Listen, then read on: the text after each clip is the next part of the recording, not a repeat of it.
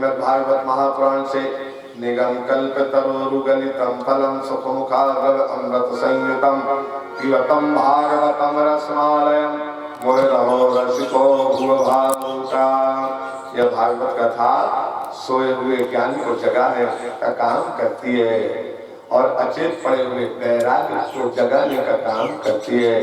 ये भक्ति को सदा सदा जो भक्ति गली गली में रोती फिरती है, भक्ति को सदा सुखी कर देती है। ऐसे आनंदमयी श्रीमद् भागवत कथा का सूत जी महाराज कहते हैं, ऋषियों सदा सदा रसपान करो, सदा सदा रसपान करो। ऋषि ने कहा महाराज ये तो बहुत अच्छी बात है, इस कथा को सुन करके सोया हुआ ज्ञान जग गया, अचेत पड़ा हुआ वैराग्य जग गया। पर महाराज संसार के लोगों का स्वभाव पाप करने का, इस कथा को सुनकर किसी पापी को फायदा हुआ? अगर किसी पापी को फायदा नहीं हुआ तो भक्तों का तो ठीक है, ज्ञान है, वैराग्य जग गया। तो संसार के लोगों में जो पाप की भावना बन गई है, उन पापियों को कोई फायदा हो? श्री सूत जी महाराज ऋषियों से कहते हैं, ऋषियों मनुष्य से गलतियां होती हैं, पाप होते हैं, और गलती करके मनुष्य दुखी होता है, पछताता है। अगर गलती रुलाती है तो राहें भी दिखाती है। मनुष्य गलती का पुतला है जो अक्सर हो ही जाती है। हर मनुष्य से गलती हो जाती है, अच्छे समझदारों से गलती हो जाती है। मन से, वचन से, शरीर से गलतियां दो तीन तरीके से होती है। किसी से बुरा बोल दिया आपने, तीखा बोल दिया, गलती हो गई। किसी को आपने सता दिया, कष्ट दे दिया। तो सूत जी महाराज कहते हैं, ऋषियों कायेन वाचा मनसा विपातकम् नित्यं प्रकुर्वन्ति सखाठेन ते परस्वपुष्टा मलिना दुराशया सप्ताहे यज्ञेन कलौ पुनर्नोदिते। कलयुग में अधिकांश लोगों का मन पाप की ओर अग्रसर होता है, बिगड़ जाता है। कलयुग में मन जल्दी बिगड़ जाता है। युग तो यही है, सतयुग त्रेता द्वापर ऐसा ही सूर्य रहता है, ऐसे ही चंद्रमा, ऐसी हवा, ऐसी धरती, ऐसा आसमान, सब एक साथ, पर असर अलग अलग होता है। युग जैसे ठंडों का समय है और ठंडों के समय में जो भोजन बना के तैयार किया जाता है, वो सवेरे बनाया, दोपहर में पाया, समाप्त नहीं हुआ, बचा रहा तो रात में भी पा लिया, रात में भी समाप्त नहीं हुआ तो सवेरे के काम आ गया। बिगड़ता नहीं। पर गर्मियों में भोजन बना दो, वही सामान, वही दाल, वही चावल सवेरे बनाएगा, दोपहर में खत्म हो गए तो ठीक, नहीं तो संध्या होते होते सब बिगड़ गए। सामान वही है, कारण समय बदल गया। तो समय का प्रभाव भी होता है, ऐसे सतयुग में मनुष्य हजारों वर्ष नहीं बिगड़ते थे। त्रेता द्वापर में सैकड़ों वर्ष नहीं बिगड़ते थे, पर कलयुग में तो मनुष्य 16 साल का नहीं हो पाता और मन बिगड़ने लगता। तो इस बिगड़ने वाले मन को कैसे ठीक किया जाए? इस बिगड़ने वाले मन को ठीक करने का उपाय यही है कि वह सत्संग में जाए, सत्संग में पहुंच जाए तो मनुष्य बिगड़ने से बच जाता है। और जो बिगड़ गया है वो भी अगर सत्संग में पहुंच जाए, तो सत्संग में पहुंचने से बिगड़ा हुआ मन भी सुधरने के लिए तैयार हो जाता है। कहा रामायण में तुलसीदास जी ने कि सत्संग में जाओ तो तुम 60 सुधरे, बिगड़े हुए मन वाले 60 सुधरे, सत्संगति पाई और पारस परस कुधातु सुहाई। राम सिया राम जय राम, राम सिया राम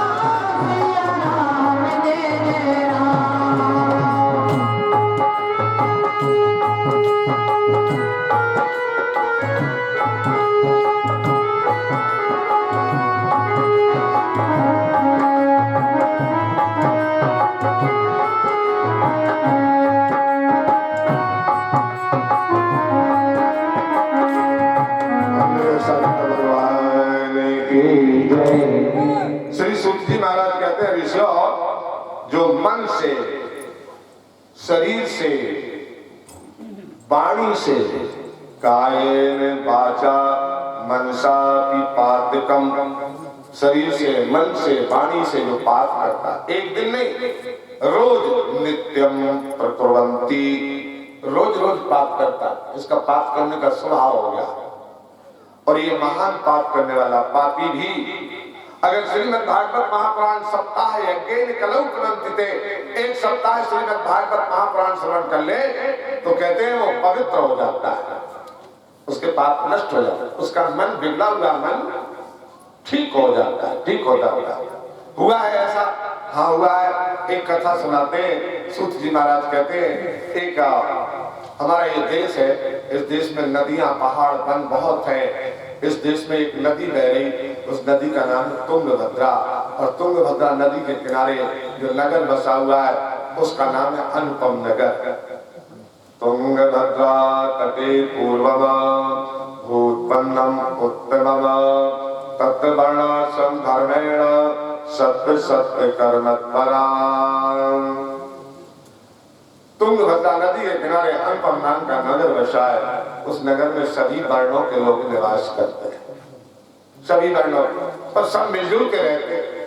और जब सब मिलजुल के रहते हैं तो नगर के सभी निवासियों का जीवन आनंद पूर्वक कट रहा, क्योंकि सब मिलजुल के रहते हैं। तो जिस गांव में सब लोग मिलजुल के रहते हैं वहां दुख बहुत कम हो पाता है, और जहां आपस में लड़ते झगड़ते वो परेशानीमय जीवन हो जाता है।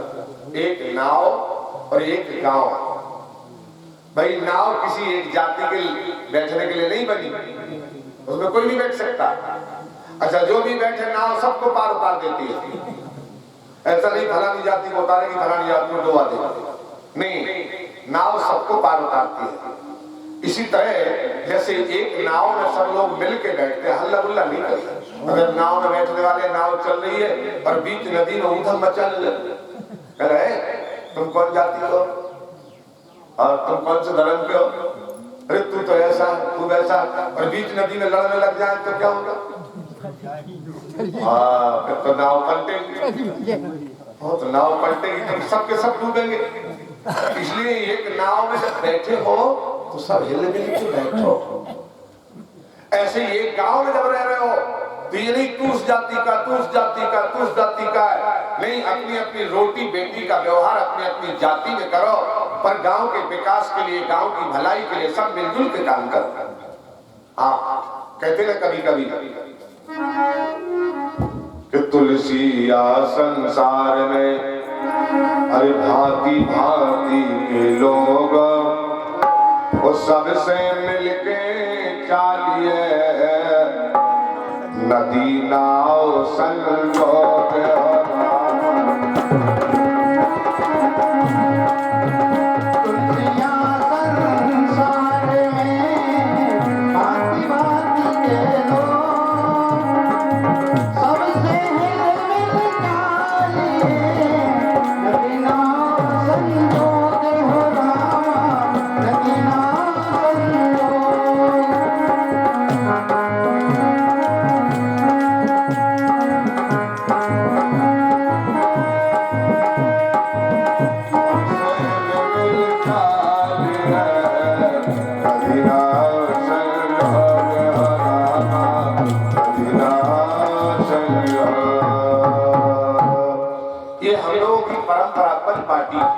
परिपाटी है।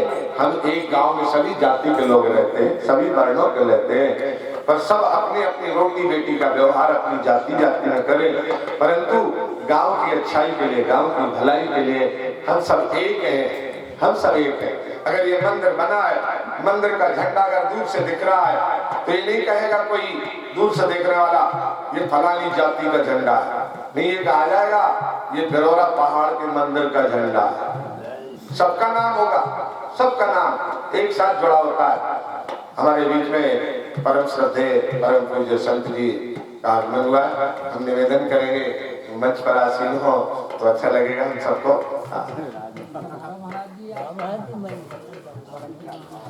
ये इस तरह से और हम सबको हिल मिल करके जीवन, हिल मिल अच्छा, फिर कोई गांव में मार्गदर्शक हो, गांव में मार्गदर्शक हो, तो उस गांव में एक मार्गदर्शक थे। सूत जी कह रहे हैं उस गांव में एक पंडित जी रहते थे।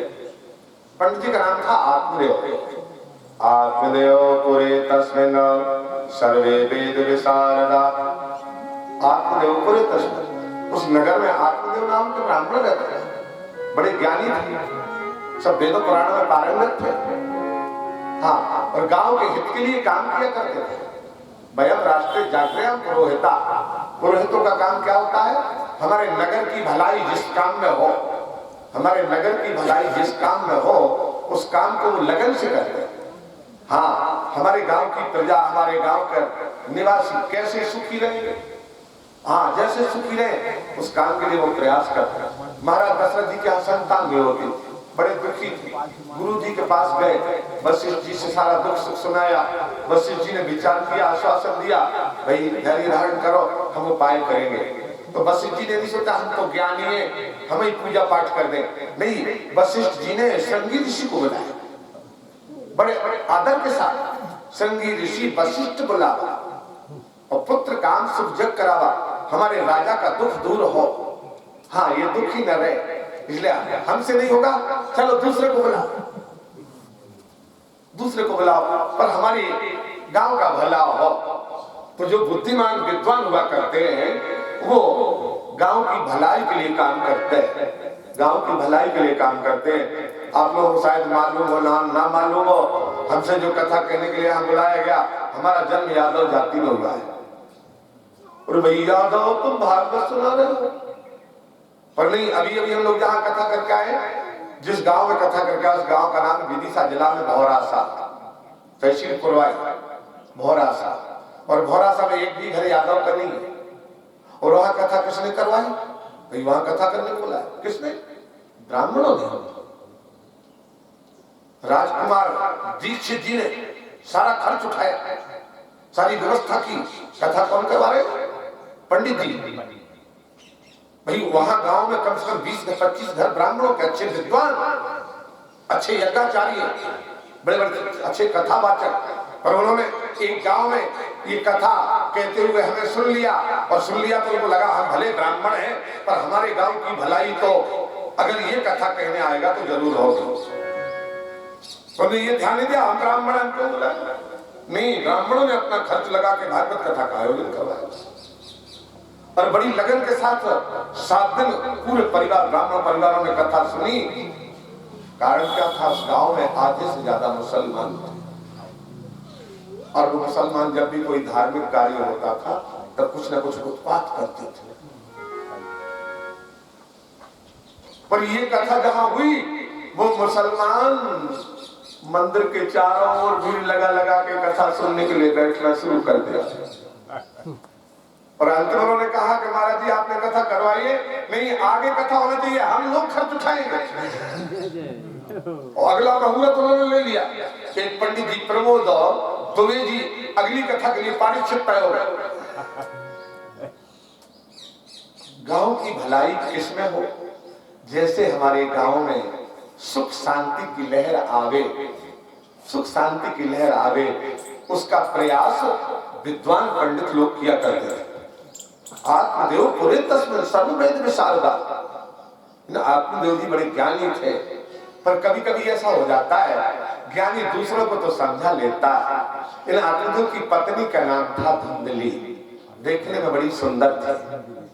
धुंधली देखने में बड़ी सुंदर थी। आपने ये कथा जब भी भागवत हुई होगी सुनी होगी, पर थोड़ा सा इसमें आपको फर्क मिलेगा, हाँ समझ में आएगी बात क्या है। धुंधली बड़ी सुंदर, सुंदरी शुक्लोद्भवा, बड़ी सुंदर थी देखने में, रूप बहुत सुंदर था, पर स्वभाव बहुत बुरा था। कभी कहा थी रूप सुंदर था, भागवत में व्यासदेव जी लिखते हैं महात्मा में, क्रूरा लोक वार्ता रता कृपणा कलह प्रिया। आत्मदेव की पत्नी का स्वभाव लिखा उन्होंने, क्रूरा लोक वार्ता रता, बहुजन के साथ तीखी बोलने वाली, लड़ाई झगड़ा करने वाली, ऐसा स्वभाव आत्मदेव की पत्नी का, बड़ा क्रूर स्वभाव। अच्छा पंडित जी दूर दूर तक के लोगों को तो समझा सके, पर पत्नी को नहीं समझा पाया, पत्नी को नहीं समझा पाया। हाँ, पत्नी का स्वभाव नहीं बदल पाया। बड़ी दिक्कत हुई। हालांकि कोशिश करते थे कि पत्नी खुश हो जाए, इसलिए अगर कथा के लिए किसी ने बुलाया तो पर्चा लिखा और पर्चा में सबसे पहले पत्नी का ध्यान रखा। हाँ, और सामान हो चाहे नहीं हो, पर ध्यान रखा। और जरूर पूजा पाठ करके, कथा वार्ता करके और अपनी पत्नी को खुश करने का काम किया भी। और कहते काले बादलों में बिजली सदा नहीं चमकती, चमकती है थोड़ी देर के लिए, पर जो का तो काले के काले रहते। ऐसे जिनका जो स्वभाव होता है वो स्वभाव बदलना बड़ा मुश्किल होता है। इसलिए आपने देखो कि पत्नी का स्वभाव नहीं बदल पाया, नहीं बदल पाया। पंडित जी बूढ़े हो गए, और जब बूढ़े हो गए तो फिर अब कथा के लिए, पूजा के लिए किसी ने नहीं बुलाया। तब घर पर रुकना पड़ा। और घर पर रुके तो जब बाहर बाहर रहते तब मामला अलग था। हाँ, अब जैसे यहाँ आ गए तो रात में एक कैन भर के दूध आ गया, किनके लिए? भागवत वालों के लिए। हाँ, पियो दूध पियो। सवेरे दिन नहीं निकल पाया, फिर दूध आ गया, फलहार आ गया, और मूंगफली आ गई, फलाना आ गया, केले आ गए, सेव आ गए, अनार आ गए। तो बाहर रहते थे पंडित जी तो हर प्रकार से। जब घर में रहे तो समझ लो मामला क्या हुआ होगा। पत्नी का स्वभाव अच्छा नहीं था, इसलिए पेड़ तो लगे थे बहुत, लेकिन पानी दिया ही नहीं तो उनमें फल लगे ही नहीं। गैया तो थी, दान में मिली थी, पर गैयों को सानी पानी किस पत्नी ने रखी नहीं, तो कोई गैया ब्याह नहीं, तो ना दूध मिले ना फल मिले। अच्छा, जब बूढ़ा होता है आदमी, बूढ़ा होता है तो फिर इज्जत और कुछ कम सी हो जाती है। हाँ, थोड़ी कम हो जाती है। हाँ, मोहल्ला के लोग भले कह रहे हाँ दादाजी हैं, बब्बा जी हैं, पर कोई कह देते हैं डुकरा, कह देते ना डुकरा। एक डुकरा के बारे में परेशान। बुढ़ापा, आत्मदेव का भी बुढ़ापा। जब आत्मदेव का बुढ़ापा आ गया तो हमारा आपका सबका बुढ़ापा आ नहीं है, किसी का आज किसी का कल। ये बुढ़ापा तो तुम चाहो चाहे नहीं चाहो ये तो आ ही जाएगा, ये नहीं मानेगा। और जब बुढ़ापा आएगा तो हम तो डुकरा नहीं कहेंगे, हम तो कहेंगे बब्बाजू, ये बब्बाजू अब कोई नहीं आया अपना, बब्बाजू कोई नहीं आया अपना,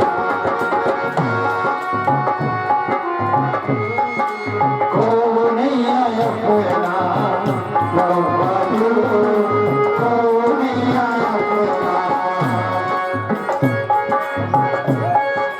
हाँ, ये रात गिर गई,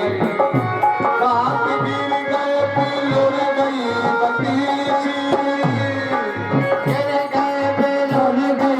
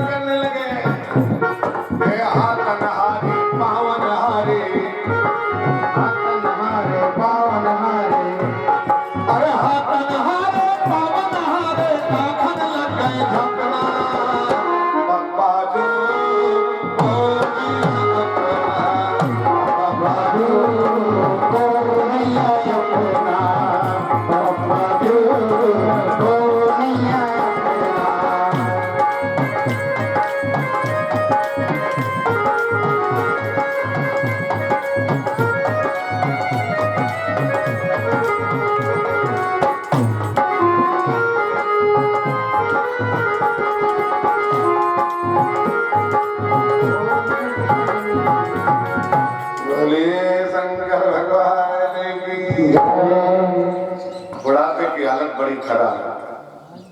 अगर ज्यादा बूढ़ा हो जाए आदमी तो जो घर के लोग सदा सदा इज्जत करते थे, अगर बिस्तर पकड़ गया और उठ के बैठ नहीं पाया तो फिर रिश्तेदार देखने आने लगे, रिश्तेदार देखने आने लगे, उठ के बैठ नहीं पा रहे, बोलते ठीक से नहीं बन रहा, तो फिर घर के लड़का भी कहने लगते मामा जी देख रहे इनकी हालत, फूफा जी अब इनकी हालत, अब तो भगवान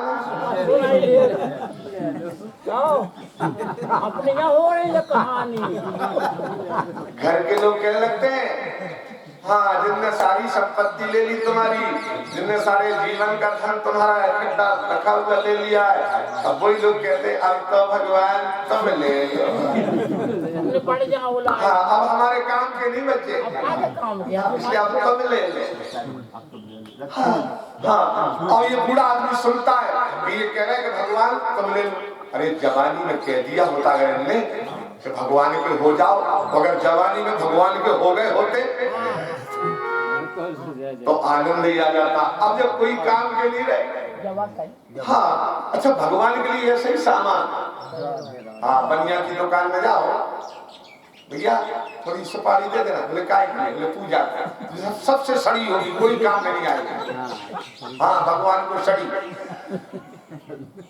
भगवान को सड़ी। ऐसे ही जितना बेकार मामला है वो सब भगवान।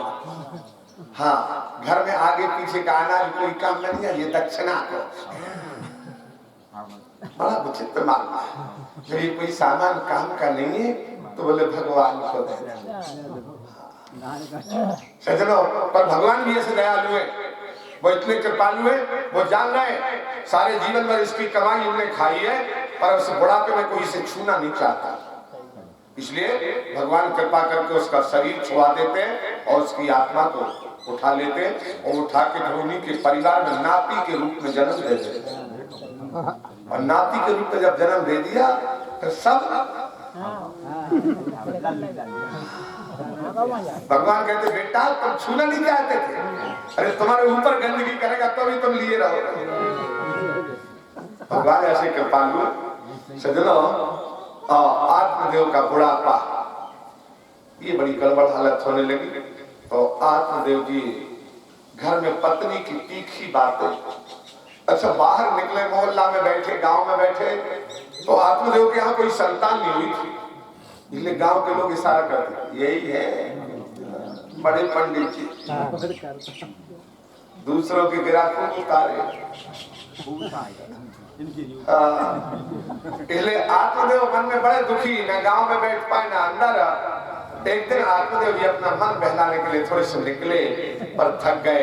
गांव के बाहर एक वृक्ष था, अच्छी छाया जैसे बरगद की, ऐसे पेड़ के नीचे बैठ गए और बैठ करके आत्मदेव जी चिंतन कर क्या बताए अब तो कुछ हो नहीं सकता, अब क्या हो सकता, अब क्या, हाँ 8 दिन पाछे गए जबकि ना हरि सहे, अब पछताए होत का जब चिड़िया चुन गई, अब क्या होगा। सजनों पर कहा जाता है जब चारों तरफ निराशा हो, जब चारों तरफ निराशा हो, आशा नहीं हो सहारे की, तो ऐसे संकट की बेड़ा में सुध आवे मुरलिया भारे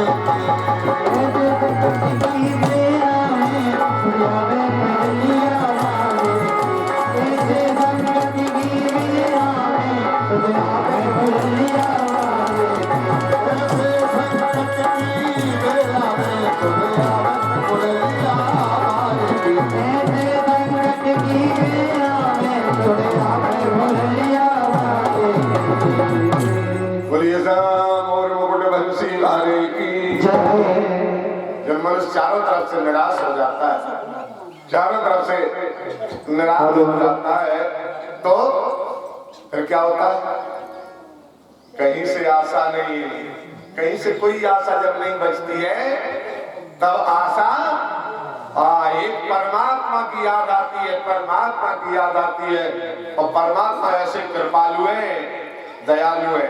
आत्मदेव पेड़ के नीचे बैठ करके चिंतन कर रहे, अब मरने की तैयारी है। अब कोई बुढ़ापे में सुख मिलने वाला है नहीं, ये जीवन कैसे कटे।